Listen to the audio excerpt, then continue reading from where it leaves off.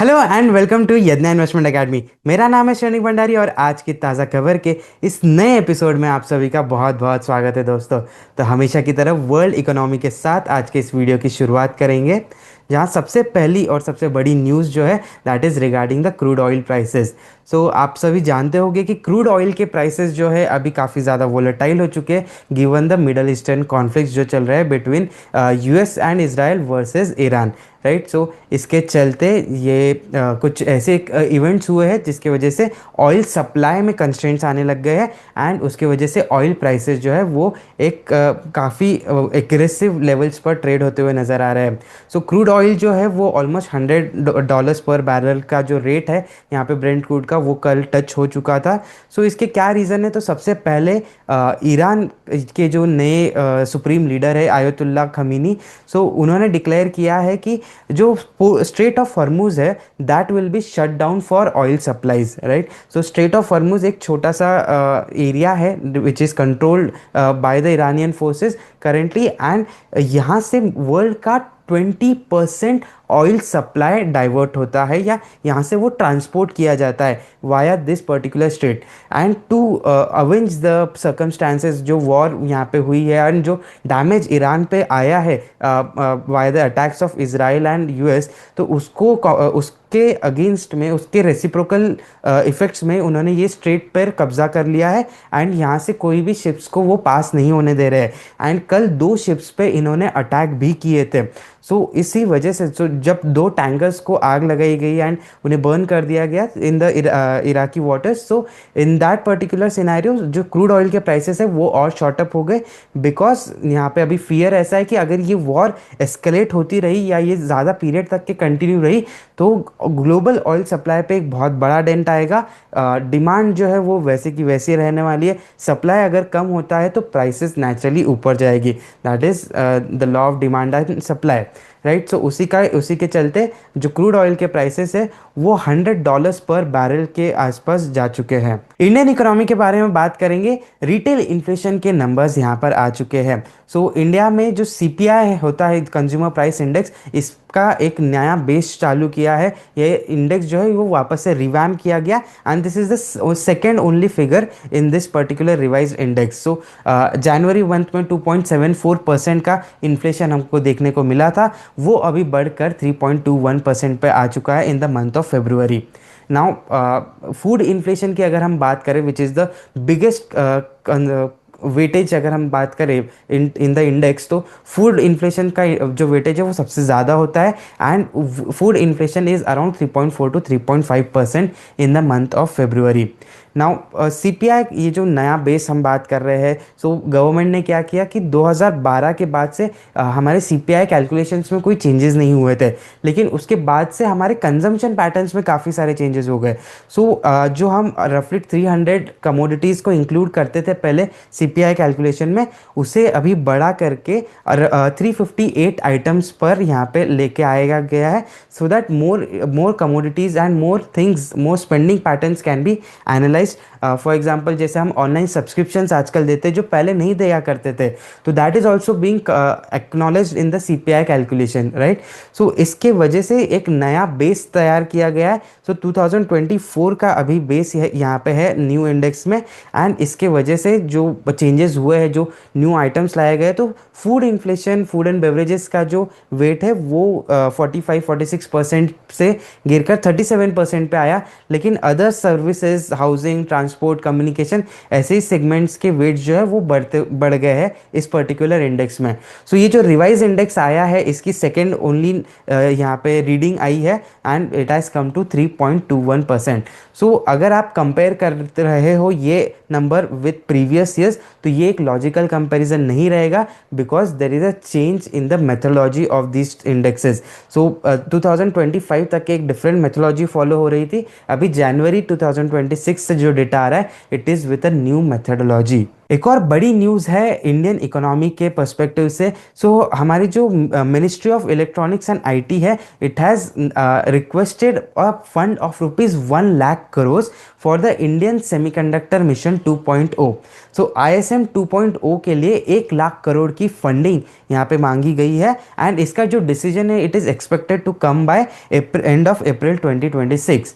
सो ISM 1 जो था, जो फर्स्ट पॉलिसी लाई गई थी, वहाँ पे गवर्नमेंट में 76,000 करोड़ का इन्वेस्टमेंट किया, जिसके against government got in private investments of 1.6 lakh crore. अगर आप लोग इस सेक्टर के बारे में अवेयर होगे तो आप सब जानते होंगे कि टाटा इलेक्ट्रॉनिक्स जो है इस सेगमेंट में सबसे बड़ा केपेक्स कर रही है। मोर देन 1 लाख करोड़ का इन्वेस्टमेंट तो सिर्फ टाटा इलेक्ट्रॉनिक्स का ही है। लिस्टेड स्पेस में अगर हम बात करें तो केन्स टेक्नोलॉजीज, CG पावर जैसी कुछ कंपनीज है जो इस फैसिलिटीज में इस ओवरऑल मिशन में पार्ट ले रही है, and they are setting up there semiconductor facilities. Now अभी डिफरेंस क्या है इन ISM 1 एंड ISM 2.0 में? So ISM 1 was more oriented towards OSAT and fabrication business, right. लेकिन अभी 2.0 का focus is a very broader aspect of the semiconductor value chain.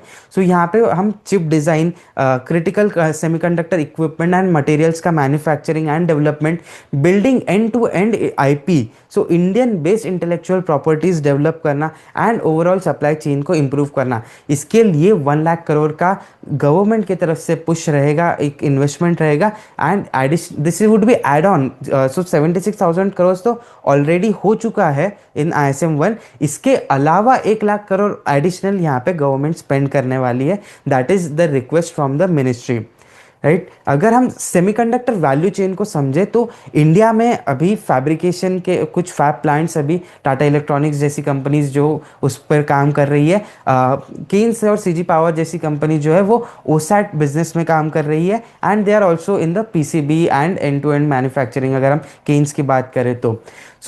लेकिन value chain में अभी हम थोड़ा सा और बैकवर्ड जाना चाहते हैं, जहाँ पर अभी इंडिया में ये टेक्नोलॉजीज अनएक्सप्लोर्ड है। चिप डिज़ाइन जो सबसे प्रीमियम काम हो सकता है इस सेमीकंडक्टर वैल्यू चेन में, एंड जहाँ पे बहुत लिमिटेड स्पेस है, बहुत लिमिटेड नंबर ऑफ प्लेयर्स है, वो चीज़ अभी हम इंडिया में लाए, ऐसा ISM 2.0 का यहाँ पे टारगेट है। ओवरऑल वैल्यू चेन अगर आप देखना चाहो तो इट इंक्लूड्स, सबसे पहले डिज़ाइन होता है, उसके साथ साथ EDA टूल्स की डिज़ाइनिंग होती है, फिर सेमीकंडक्टर फैब्रिकेशंस होते हैं, वहाँ से फैब्रिकेशन के बाद वेफर टेस्टिंग होती है, वेफर टेस्टिंग होने के बाद आउटसोर्स यहाँ पे असेंबली एंड टेस्टिंग होती है। एंड ये सारी चीज़ें जो है अभी इंडिया में फैब्रिकेशन एंड OSAT ही हो रहा है। And ISM 2.0 is focusing on R&D, research and also on the OSAT part of this business। एक एंड टू एंड इकोसिस्टम हम इंडिया में डेवलप कर ले, ताकि आगे जाकर जो एक बहुत ही क्रिटिकल कंपोनेंट है सेमीकंडक्टर चिप्स, तो उसमें कहीं भी शॉर्टेज वगैरह आए तो India is more than self sufficient. That is the overall aspect that we want to create in the longer horizon. ऐसा गवर्नमेंट की तरफ से भी यहाँ पे पुश देखने को मिला है। स्टॉक स्पेसिफिक न्यूज़ के बारे में बात करेंगे तो कल के मार्केट के बारे में बात कर लेते। मार्केट में एक वेरिड यहाँ पे सेक्टोरल हमें मूवमेंट्स देखने को मिली। कुछ सेगमेंट्स जैसे कि गैस या एनर्जी प्राइसेस, एनर्जी स्टॉक्स अगर हम देखें तो वहाँ पे पॉजिटिविटी दिखी थी, लेकिन निफ्टी ऑटो पर्टिकुलरली ये कंसिस्टेंटली गिरता हुआ नजर आया। तो 2 दिन में मोर देन 6% से ये इंडेक्स डाउन है निफ्टी ऑटो का। कल ये इंडेक्स क्यों गिरा? Firstly there are 2 concerns. One is regarding the higher crude oil prices, तो वहाँ से एक नेगेटिविटी आ रही है रिगार्डिंग द ऑटो स्टॉक्स। लेकिन सेकेंड और मेजर रीजन जो है that is regarding the gas shortage. आप सब ये भी जानते होंगे, हमारे पिछले न्यूज़ वीडियोस में भी डिस्कस हुआ है ये चीज़ कई बार, कि नेचुरल गैस के शॉर्टेज के जो चल रहे हैं उसकी वजह से कई सारी इंडस्ट्रीज अफेक्ट हो रही है। एंड नाउ अभी एक ऐसा कंटेंशन आ रहा है कि जो OEMs होते हैं, जो ऑटो मैन्युफैक्चरर्स होते हैं, तो उनकी जो पेंट शॉप होती है that is basically run by natural gas. And overall अगर हम ऑटो एंसिलरी भी देखें तो कई सारे प्लांट्स जो है that are run on the basis of natural gas. ये जो मिडल ईस्ट क्राइसिस के वजह से जो नेचुरल गैस की शॉर्टेज हुई है, जो सप्लाई में कंस्ट्रेंट्स आ रहे हैं, तो उससे ऐसा माना जा रहा है कि जो OEMs है वो आगे जाके शायद अगर ये कॉन्फ्लिक्ट और कंटिन्यू रहता है तो आगे जाके इंडियन OEMs को इंडियन मैन्युफैक्चरिंग में डिफिकल्टीज आ सकती है। अभी जो कुछ एस्टिमेट्स आ रहे हैं, इट इज एस्टिमेटिंग दैट कि लगभग 2 महीने का जो नेचुरल गैस का रिक्वायरमेंट है that is available with these OEMs and the auto industry. लेकिन अगर ये सिचुएशन ऐसी ही रही, जो मिडल ईस्ट कॉन्फ्लिक्ट है वो रिजॉल्व नहीं होता है, तो मई 26 से यहाँ पे हमें प्रोडक्शन में कुछ जो है अफेक्ट दिखने को मिल सकता है। सो इसी के वजह से ऑटो इंडेक्स जो है वो स्लाइटली नहीं बल्कि 3% से गिरा था। कोल इंडिया के बारे में भी एक न्यूज़ है, कल कोल इंडिया के प्राइस 5% से बढ़ा है। सो ये स्टॉक जो है काफ़ी बड़ा जंप इस स्टॉक ने देखा है। सो ये भी नाउ एवरीथिंग, जो अभी आप लोगों को भी रियलाइज़ हो रहा होगा कि now everything is being related with what is happening in the middle east. तो अगर वहाँ पे ऑयल के कंस्ट्रेंट्स आए हैं वहाँ के कॉन्फ्लिक्ट्स पे, तो oil prices and oil dependent industries पे अफेक्ट हो रहा है। गैस के शॉर्टेज आ रही है तो वहाँ पे भी इफेक्ट हो रहा है। लेकिन कोल ये जो एक ऑल्टरनेटिव है towards to the gas based power या एनर्जी सोर्स, तो कोल पे गवर्नमेंट ने कुछ कमेंट्रीज दी है, उसके बाद कोल इंडिया के प्राइसेस में एक बढ़त देखने को मिली कल। सो गवर्नमेंट ने क्या बताया कि जो ओवरऑल स्टॉक है कोल का, that is around 210 million tons. So एक बहुत बड़ा स्टॉक है which is sufficient for the requirement of 88 days. मतलब 3 महीने का जो रिक्वायरमेंट है उतना कोल हमारे पास अभी भी स्टॉक में है, राइट। एंड इसके साथ साथ कई सारे थर्मल पावर प्लांट्स है, माइनिंग साइट्स है, यहाँ पे इन्वेंट्रीज जो है काफ़ी अच्छे से अवेलेबल है। इंडिया का जो लास्ट पास्ट ईयर का अगर हम प्रोडक्शन देखें तो वो काफ़ी स्ट्रॉन्ग रहा है। एंड इसी की वजह से ये सारी जो पॉजिटिविटी आई है उसके वजह से कोल इंडिया के प्राइसेस में कल हमें जंप देखने को मिली। The next news is regarding Ambuja cements. So Ambuja cements ने दो मर्जर करने की बात की थी। One was with ACC and the second one was with Sanghi industries. So Sanghi industries का जो मर्जर है ये कल फाइनलाइज हो गया। So effective from March 12 Sanghi and Ambuja have been merged, right. अभी शेयर होल्डर्स के जो संघी इंडस्ट्रीज के शेयर होल्डर्स है इनका इम्पैक्ट कैसा रहेगा। सो April 6, 2026 को शेयर एक्सचेंज रेशियो डिसाइड होगा एंड वहाँ पर रिकॉर्ड डेट सेट की जाएगी। So anyone who is holding the shares of Sanghi industries on 6th April 2026, that person will be eligible to exchange their shares or the swap of shares with Ambuja, right. So swap ratio क्या है कि अगर आपके पास संघी industries के 100 share है तो उसके बदले में आपको अंबुजा के 12 शेयर मिलेंगे। अगर हम ये रेशियो को इवेल्युएट करें प्राइसेस से, so there is no arbitrage opportunity in this particular transaction and overall यहाँ पे जो डील है वो फाइनलाइज हो गई है। It's just a matter of time कि ये शेयर्स भी अभी कन्वर्ट हो जाएंगे। सो दोस्तों ये जो हम आज की न्यूज़ देख रहे हैं या फिर लास्ट कुछ दिनों से हम न्यूज़ देख रहे हैं, तो एक थीम नज़र आ रही है कि जो भी चीज़ हो रही है it is all revolving around either what mister Trump is doing और what is happening in the Iranian conflict, right. जो मिडल ईस्ट के कंसर्न्स चल रहे हैं, so that is making Indian markets very volatile. So how to navigate this during this times, right. ये जो difficult periods होते हैं जहाँ पे वोलेटिलिटी ज़्यादा होती है, तो ऐसे समय में हम जैसे रिटेल इन्वेस्टर्स ने क्या ध्यान रखना चाहिए। तो सबसे पहले हमें पैनिक मोड में नहीं जाना है, हमें अपने आप को काम रखना बहुत ज़रूरी है। बिकॉज मार्केट्स में ये जो वोलेटिलिटी है, ये जो स्विंग्स है, ये काफ़ी नॉर्मल है। लेकिन पैनिक अगर हम कर जाएंगे तो शायद हम इरैशनल डिसीजन लेने पर मजबूर हो जाते हैं। सो ऐसे सिचुएशंस में one need to understand that they need to stick to their financial plan. So अपनी जो एसेट एलोकेशन है टूवर्ड्स आर फाइनेंशियल गोल्स, उस पर स्टिक होना बहुत ज़रूरी है। अगर हम कुछ इन्वेस्टमेंट्स कर रहे हैं in these markets in any particular asset class towards specific goals, अगर वो सही मायने में उस गोल से रिलेटेड है, तो वो इन्वेस्टमेंट्स हमने कंटिन्यू रखनी चाहिए। ऐसे टाइम पर जब मार्केट्स करेक्ट होते हैं तो कई सारे इन्वेस्टर्स जो है they run towards stopping the SIP। लेकिन यहाँ पे रुपी कॉस्ट एवरेजिंग का जो बेनिफिट होता है वो काफ़ी ज़्यादा होता है। तो जब मार्केट्स गिरते हैं तो आपका जो SIPs अगर आपकी चल रही है तो वहाँ पे सेम अमाउंट पे आपको ज़्यादा नंबर ऑफ यूनिट्स मिलते हैं। एंड व्हेन थिंग्स रिकवर तो these are the accumulated units जो आपको सबसे ज़्यादा रिटर्न्स बना कर देते हैं। सो जो डिसिप्लिन है, इन्वेस्टिंग का जो डिसिप्लिन है, उसे ब्रेक नहीं होने देना है। हमारा जो प्रोसेस है उस पर स्टिक रहना बहुत ज़रूरी है। एंड ये जो वोलेटिलिटी है, सो आई थिंक परिमल सर से आपने कई बार सुना होगा कि red is the colour of opportunity. तो ये जो वोलेटिलिटी है इसे हमारे SIPs के थ्रू हमने कैप्चर करते रहना चाहिए। एंड ये वोलेटिलिटी जो है ना हमारे माइंड में एक्सपेक्टेड होनी ही चाहिए, because if you are in equity, equity is a volatile asset class. So volatility जो है इसको रिस्क नहीं बल्कि एक फीचर समझना चाहिए of the equity asset class, right. So ये चीज़ अगर हम ध्यान में रखेंगे तो it would be very easier to navigate through the current situations. Last video में हमने एक नया सेक्शन इंट्रोड्यूस किया था where we started reading this book that is the psychology of money. So I think जितनी भी तारीफ करे इस बुक की उतनी कम है, and this is a must read for every investor. So last video में जब मैंने इस बुक के बारे में डिस्कस किया था तो हमने फर्स्ट चैप्टर से कुछ रीडिंग्स यहाँ पे निकाली थी। नाउ हम सेकेंड चैप्टर पे बढ़ने वाले, which is luck and risk. So यहाँ पे जो हमारे ऑथर है उन्होंने लिखा है कि जो नोबेल प्राइज इकोनॉमिस्ट है मिस्टर रॉबर्ट शिलर, उन्हें एक क्वेश्चन पूछा गया था कि what do you want to know about investing that we actually cannot know, right. And एक बहुत ही सिंपल सा आंसर उन्होंने दिया था कि the exact I want to know the exact role of luck in successful outcomes. So अगर मैं 10 में से 7 या 8 बार सक्सेसफुल होता हूँ या 6 बार सक्सेसफुल होता हूँ तो इसमें लक कितना है और स्किल कितना है ये मुझे जानना बहुत ज़रूरी है। सो लक को जो क्वांटिफाई नहीं कर पाते हम, वो करना बहुत ज़रूरी है। एंड ये शायद इतना इजी नहीं रहेगा, बट हमारे माइंड में वी नीड टू डिफ्रेंशिएट कि कितने रिटर्न्स हमारे लक के वजह से आए एंड कितने हमारे स्किल के वजह से आए।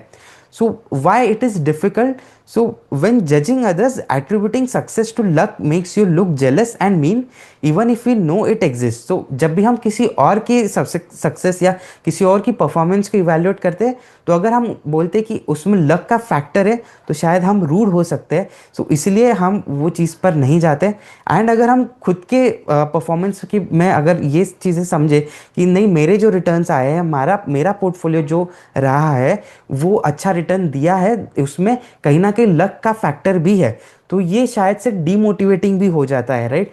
सो ये दोनों ही चीज़ों की वजह से as an investor, as a human being, हम लक को एट्रीब्यूट नहीं कर सकते हैं। लेकिन it is very common knowledge कि लक जो है ये एक बहुत बड़ा फैक्टर प्ले करता है in whatever returns that we are getting from the markets, right. Even जब हम फाइनेंशियल प्लानिंग करते हैं इन्वेस्टर्स के साथ, वन ऑन वन डिस्कशन करते हैं, तो कई बार हमें भी रियलाइज़ होता है कि whatever returns have been there, specially कुछ अगर हम कुछ ऐसे इन्वेस्टर्स को देखें जहाँ पे बहुत ज़्यादा कॉन्सेंट्रेटेड पोजिशंस रही हो। फॉर एग्जाम्पल्स किसी के पास ईसॉप्स है, एनवीडिया जब रैली हो रहा था तो एनवीडिया के जो एम्प्लॉयज़ थे, ईसॉप्स, उनके पास जो ईसॉप्स थे अगर उन्होंने नहीं बेचे हुए हैं तो उनके पास उन्होंने बहुत massive amount of wealth generate कर ली। सो इसमें एक लक का फैक्टर ये भी था कि they landed at the right time, उन्हें ईसॉप्स मिल गए and that share rallied crazily. So ऐसा भी हो सकता है कि अगर वो स्टॉक नहीं परफॉर्म करता, if that startup would not have been successful, तो जो 80-90% ऑफ द एलोकेशन जो उनका एक पोर्टफोलियो के एक स्टॉक में था वो प्ले आउट नहीं होता और उनके जो रिटर्न्स होते वो बहुत ही कम होते, या फिर शायद ऐसा भी हो सकता था कि उनकी जो ईसॉप्स की वैल्यू थी वो शायद ज़ीरो भी हो सकती थी। So that is what this is just an example that I am talking about कि लक का फैक्टर कितना इंपॉर्टेंट है, राइट।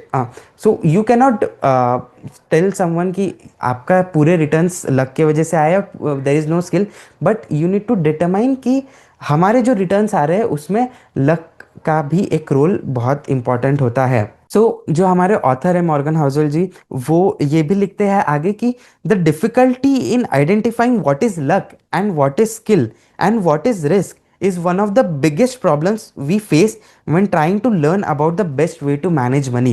So money management में ये luck और risk और जो हमारी skill है, इन तीनों में differentiate करना बहुत difficult है। सो हम क्या कर सकते हैं to make a better direction, to get a better direction? So उन्होंने 2 पॉइंटर्स दिए हैं which are very important. So one need to be very careful who you praise and admire. So be careful who you look down and wish to avoid becoming. So simply अगर हम बात करें तो किसी के भी जो आउटकम्स है, अगर कोई बहुत सक्सेसफुल होता है तो हमें ये नहीं समझना चाहिए कि ये सिर्फ लक के वजह से है या सिर्फ स्किल के वजह से है। और अगर कोई अनलकी है या किसी के आउटकम्स अच्छे नहीं होते हैं तो हमें ये नहीं समझना चाहिए कि वो उसके पास स्किल्स नहीं है या सिर्फ उसका रिस्क, उसका लक खराब भी हो सकता है, राइट। सो ये एक, अगर हम थॉट प्रोसेस यहाँ पे डेवलप करते हैं, हमारे माइंड में ये क्लैरिटी लाते हैं, तो हम चीज़ों को और रैशनली देख सकेंगे। And the second thing is, one should focus less on specific individuals and case studies and more on the broader pattern. So हमें कई बारी बताया जाता है कि ये ऐसा पर्सन है, like there is a very famous businessman जिसने कॉलेज ड्रॉप आउट कर लिया and now he is one of the biggest CEOs of the in the world. So these are success stories जहाँ पे हम किसी एक पर्सन पे बात कर रहे हैं, लेकिन ऐसे कितने कॉलेज ड्रॉप आउट से जितने जो सक्सेसफुल हुए, क्या हम वो रेशियो कैलकुलेट करते हैं क्या? So right, this is also an example that I am giving कि हमें ब्रॉडर चीज़ों पे कितना ज़्यादा फोकस करना चाहिए rather than individual selected stories, right. So एक ब्रॉडर पर्सपेक्टिव अगर हम रखेंगे तो हम हमारे इन्वेस्टमेंट्स को और हमारे बिहेवियर को ज़्यादा बेटर तरीके से मैनेज कर सकेंगे। And investing is 5% about choosing what to invest in and what to do, and 95% of it is managing behavior when being invested or when not being invested in any particular asset class, right? So ये दोनों भी चीज़ें में जो behaviour management का aspect है ये बहुत बड़ा है।